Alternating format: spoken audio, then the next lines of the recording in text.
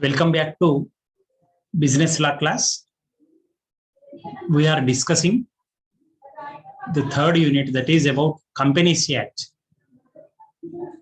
We are in the subject business law and ethics for BBA fourth semester students. Till now, we have discussed about definition of company. What is the meaning of company? What is the definition of company? We have discussed how the word company is derived. A company word is derived from which language we have discussed. And in the previous class, characteristic features of companies we have discussed. Today, in this class, we will discuss about classification of companies. Classification means, in other words, types of companies. This topic we will discuss. So you can see this is the meaning, definition of company. The company definition according to Lord Justice Lindley. The features of company, that is characteristic features of companies. In the previous class, we have discussed. See, this is the classification of companies, means the types of companies. Okay, you can see based on incorporation. First kind of classification is based on incorporation. Second kind of classification is based on membership. Based on members' liability, companies can be divided into three types. Based on incorporation, companies can be divided into three types. Based on membership, companies can be divided into two types. Based on control, companies can be divided into three types: government company, holding company, and subsidiary company. And based on nationality, companies can be divided into domestic company, foreign company, and multinational company. So we will start with based on incorporation. Okay. So based on incorporation, companies are classified into chartered company, statutory company, and association not for profit. See, chartered company example I will give and I will explain about it. See, example for chartered company is, see, all of you have studied Indian history up to 10th class. In social studies, you must have studied Indian history. What is the name of the company which was established by the Britishers in our country to do trade, to involve in trade? What is the company's name? Did anybody remember? What is the name of the company? In order to trade in our country, that company has been established. Do you remember the name? Did anybody remember the name? Can anybody of you recollect the name of the company that was established in our country to do business, to involve in business in our country?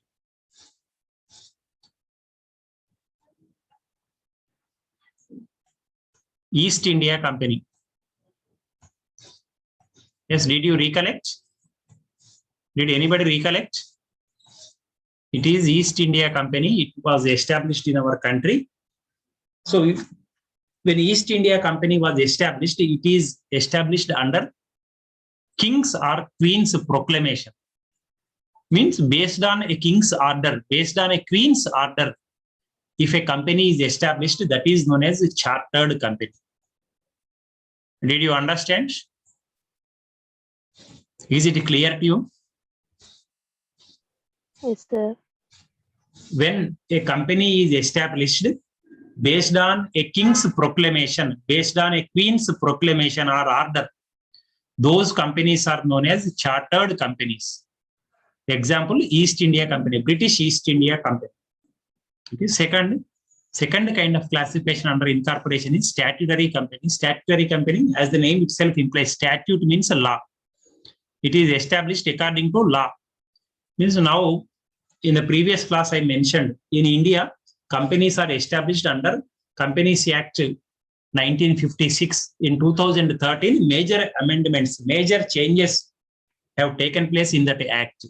So in the year 2013, new Companies Act was enacted in our country. So in our country, whenever a company has to be established, according to that law, according to that statute, a company has to be established. That is what you mean by saying statutory company. Statute means a law. in modern world, every country has its own company law. So in our country, according to Companies Act, latest Companies Act 2013, companies will be established from now onwards. So whatever companies are there, they have to be established. Whatever companies they want to set up newly, they also have to be set up according to the latest Companies Act 2013.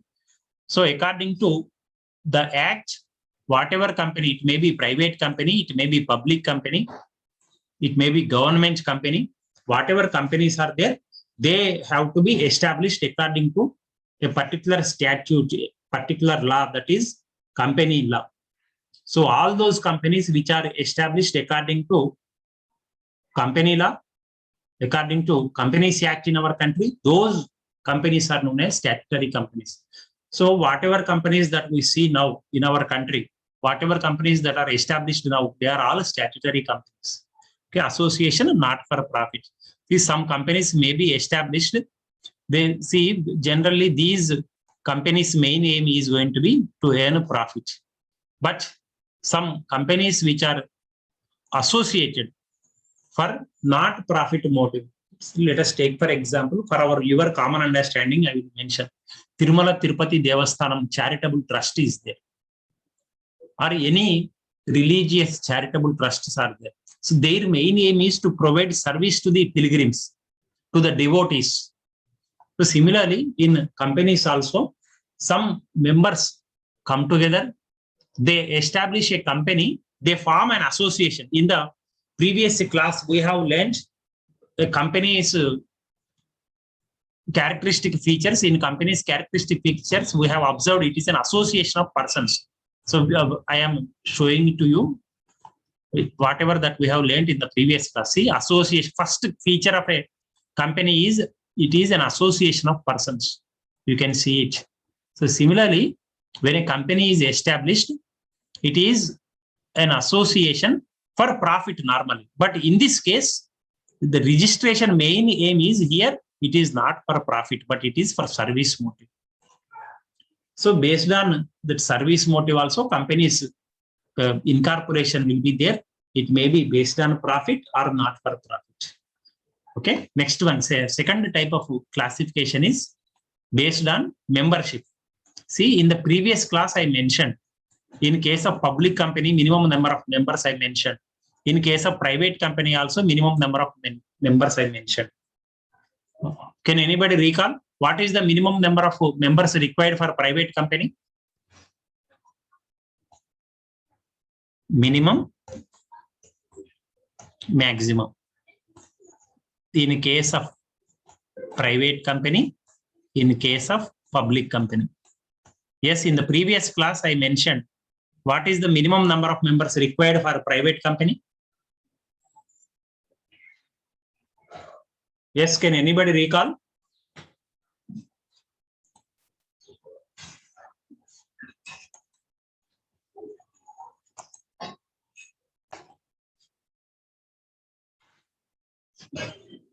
See, minimum number of members required in case of private limited company is 2. Maximum is in case of private company, it is 50. In case of public limited company, I mentioned in the Companies Act 1956, minimum number of members required in case of public limited company is 7. Maximum is unlimited, I told infinity. So based on membership, but the amendments have been made according to latest Companies Act. Even a public limited company established with a change. Even for a private limited company also, even one member companies are also now permitted. But previously, for a private limited company means minimum 2 members are there or need to be there, maximum 50 members. In case of a public limited company, minimum 7 members, maximum unlimited. Any number of members can be there. So that is based on membership. Now coming to member liability. See, limited by shares. See, what do you mean by liability? What is liability? Liability in simple terms is you have to pay something to somebody.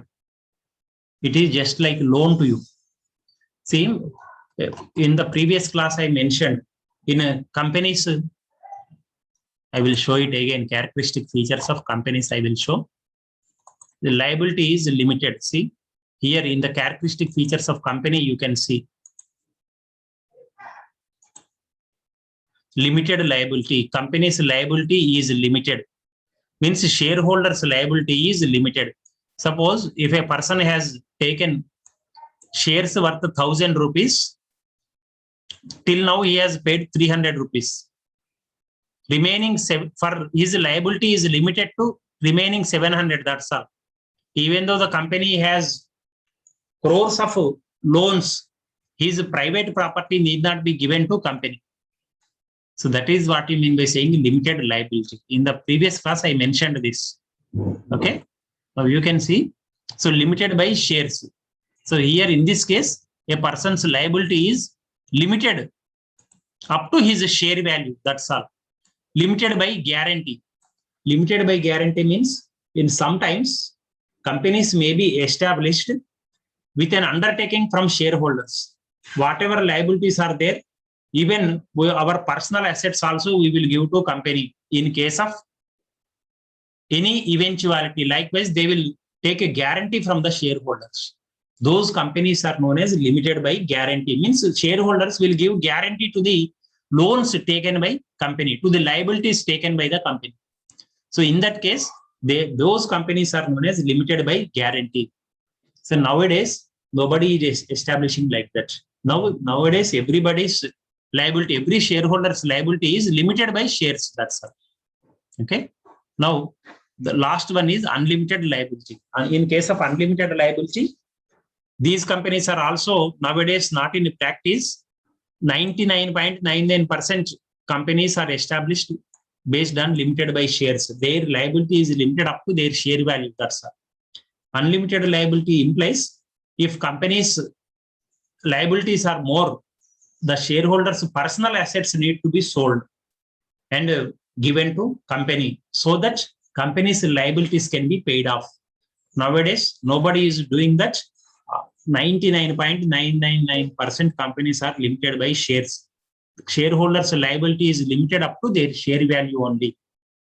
So limited by guarantee companies are not there almost, and similarly unlimited liability companies are also not there now coming to next category of companies based on control. Who is controlling the company? Based on that controllability capacity, companies are classified as government company, holding company, and subsidiary company. See, government company, as the name itself implies, you can say, I will tell you one example. SCCL. What is SCCL?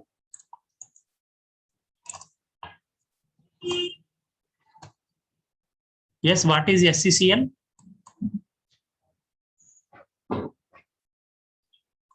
Nobody has idea. Singareni Collieries Company Limited. This is a government company. Okay. Similarly, let us take for example, even though it is a corporation or it may be anything, but some more examples I will give. BSNL. What is BSNL? What is the full form of BSNL? Yes, what is the full form of BSNL?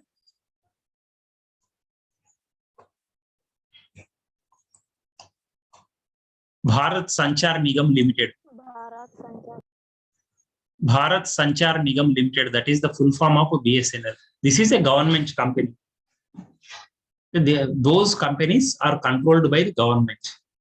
Maybe central government, it may be state government. So the companies are under the control of either the state government or the central government. Those companies are known as government companies. See, in any case, I will tell you one thing. See, in a company, if total capital is 100 rupees, you understand this properly. Who is controlling the company? You can see here.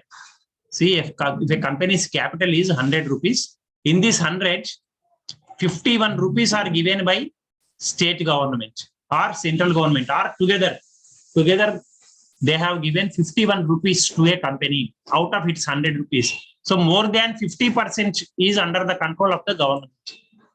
So those companies are known as government companies. So government companies are those companies in which more than 50% of the shares are held by either central government or state government or both combined together. Those companies are known as government companies. I am repeating, those companies in which more than 50% of the shares are held by either state government or central government or by both of the central and state governments together, those companies are known as government companies. Okay. Next one, holding company. See, holding company means suppose here X company is there, Y company is there. Two companies are there. In Y company, total investment is in the form of capital, only 100 rupees is there. In this 100, 60 rupees is given by X company. Others, remaining persons gave 40 rupees. So in this company, Y company is totally under the control of X company now, because more than 50% of the shares are held by X. See, in company form of organization, whoever gives more capital, that person's ruling will be there. That person can control the company form of organization. He is the major shareholder in that company. So now in this case, X company is known as holding company. Y company is known as subsidiary company. I am repeating. I will repeat this example. See, two companies are there. A, company B. See, in company B, total 200 rupees capital is there. And in this 200, A company itself has given 110 rupees. So half of 200 is 100. 200 by 2 is 100. So whoever has given more than 100 rupees to B company, that person can rule, that person can control B company. In our example, A company has given 110 rupees as capital to B company. So more than 50% of the shares are in the hands of A. So this company is known as holding company. Means hold means to catch strongly. So B company, whatever B company has to decide, it will be decided by A company because they are having more share power. They can control. So B is known as company B is known as subsidiary company. So holding company implies the company which puts more than 50% of share capital in a other company, that company is known as holding company. Subsidiary company means that company, that small company which is being controlled by a holding company. Okay, in our example, A company is holding company, B company is subsidiary company. Likewise. Okay. Now, based on nationality, domestic companies, the company which is established in our country, which is operating in our country, which is controlled from our country only, that company is known as a domestic company. The foreign company is that company just opposite to domestic company, which is established in a foreign country and maintaining its affairs, some of the affairs in our country, but its major control is from foreign country only. So that company is known as foreign company. Now, multinational company means, multi means what? What is the meaning of multi? What do you mean by multi? More than two. Very good. Multi means many. Okay. So a company which is operating in several countries, those companies are known as multinational company. Multi means many. National means here country. So those companies which are operating in several countries across the world, those companies are known as multinational companies. For example, let us take, for example, now you are watching this class with the help of cell phone. It may be, what is your company's name? Cell phone company's name? Pooja, what is your company's cell phone company? Sai Sriram, what is your cell phone company's name? Pooja, I did not catch. Did not get to me. You told something. MI. MI. Okay, MI. It is a multinational company. It is operating in several countries. Similarly, I am teaching from a laptop, that is HP laptop. That is a multinational company that is operating in several countries. Okay. So those companies which are operating across the globe, which are operating in several countries, those countries are known as multinational companies. So these are the various kinds of companies. This is the classification of companies. I am repeating: based on incorporation, based on membership, based on members' liability, based on control, based on nationality, companies can be classified.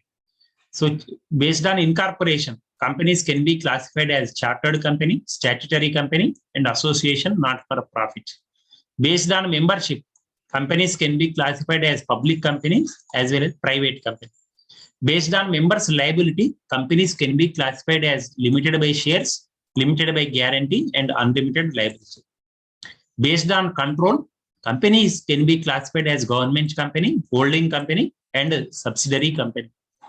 Based on nationality, companies can be classified as domestic company, foreign company, and multinational company.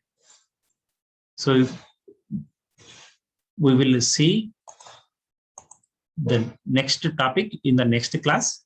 But till now, what we have learned: definition of company we have learned, characteristic features of companies we have seen, classification of companies, that is types of companies in present class we have seen, and companies formation, and regarding its important documents, memorandum and articles of association. That is memorandum of association, articles of association. About them we will see in the next class. Thank you very much for attending the class, dear friends.